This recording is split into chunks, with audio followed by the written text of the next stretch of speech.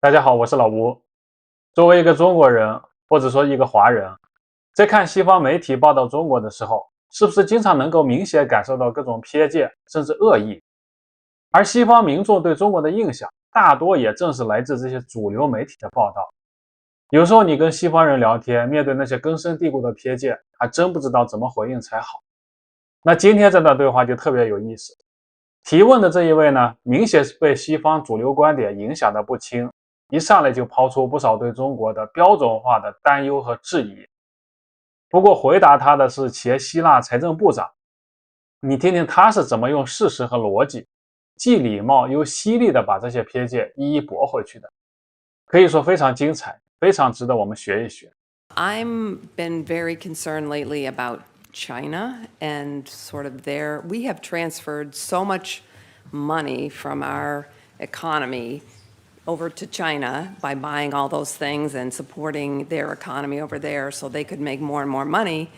They are now all over Africa, buying things and investing over there and getting those countries dependent on them and supporting, non-democratic people. And I'm just like wondering, whom? Well, we are in a country that supports Saudi Arabia. Yes, that's true. Right. So suddenly we have a problem with, superpowers supporting non-democratic people? Yes, yes, I do, but I also am just concerned that we've sort of created the economic power that China sort of has now, and they're using it, I fear, going to be using it against us eventually and against the better interests of a lot of people. Allow me to put your mind to rest. Okay, great. You shouldn't worry about that. Okay. It's very simple. And let me explain why you shouldn't worry about that.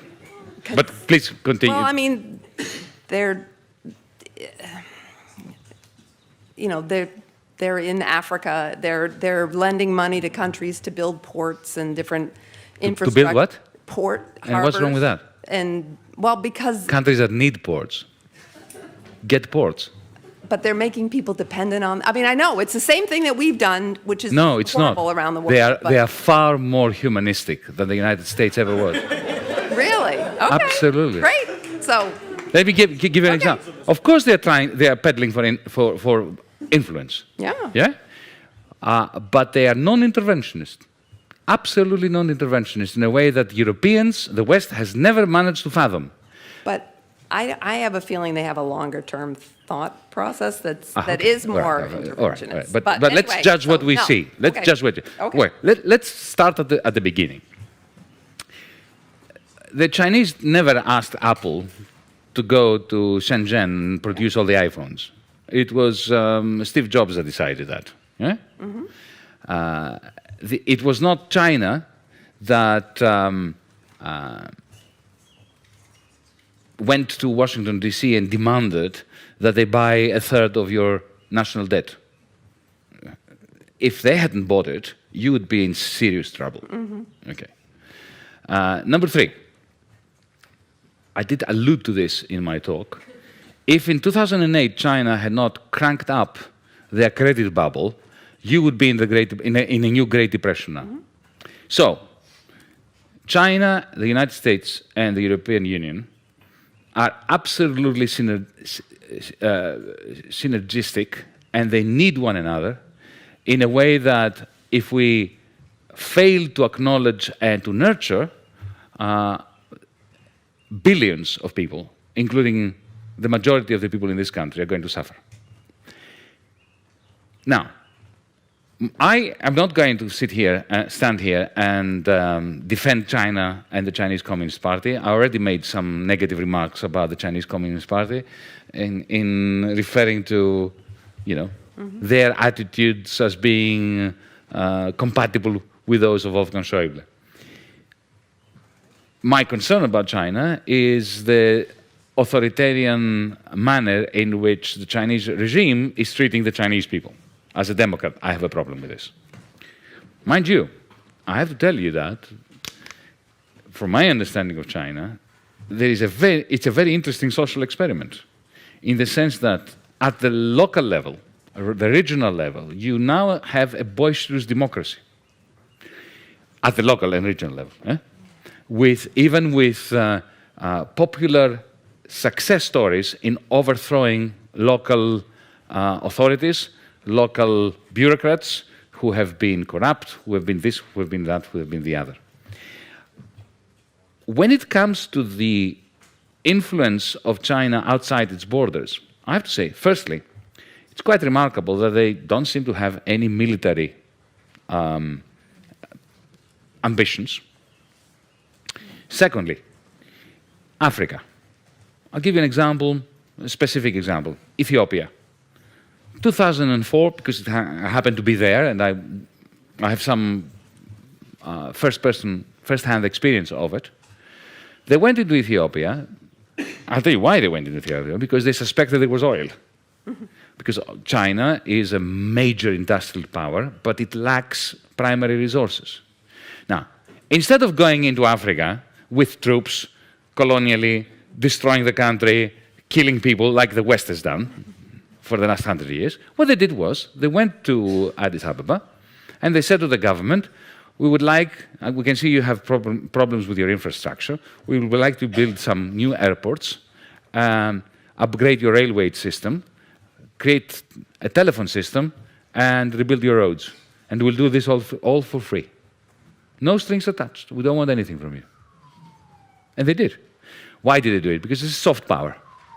Because because they knew that if oil is discovered, and it was discovered later, then, of course, the Ethiopian government will be much more open to Chinese oil companies coming there. They have never combined their investment with imperialistic view. When I was Minister of Finance, I had a very interesting experience with COSCO, one of the Chinese national companies that in the end bought the port of Piraeus. When I moved into the ministry, I found a contract from the previous government that they had already sold the port of Piraeus for a pittance and under ridiculous conditions to the Chinese, under the guidance, of course, of the European Union and the International Monetary Fund as well. And in other words, as a minister, I was bound to a particular deal that was terrible for Greece. And I went to the Chinese and discussed it with them. And I was really astonished. I said to them, look, you're paying too little, you're not committing to a sufficient level of investment, and you are treating our workers as fodder. You are effectively subcontracting labor to horrible companies that exploit the workers, and I can't deal with this. And effectively, I proposed to them to renegotiate the contract. So instead of getting 67% of the shares of the port, they would get with the same price 51. The remaining shares would go into the Greek pension fund system in order to bolster the capitalization of the public pensions. Secondly, I want you to commit to 180 million euros of investment within 12 months. And thirdly, proper collective bargaining with the trade unions and no subcontracting of labor. And to my astonishment, they said, okay. Can you imagine if that was a German company or an American company? That's why I'm saying I don't think you should worry. Okay, I won't. 好，希腊前财长这段快人快语的回应，我们就听到这儿。面对西方舆论场上那些对中国根深蒂固的刻板印象和偏见，他用自己的亲身经历和清晰的逻辑，给出了一个完全不一样的视角。特别是他对中西方做事方式的比较，那简直就是狠狠打脸那些戴着有色眼镜看中国的人。好了，今天的分享就到这里，感谢大家的收看，我们下次见。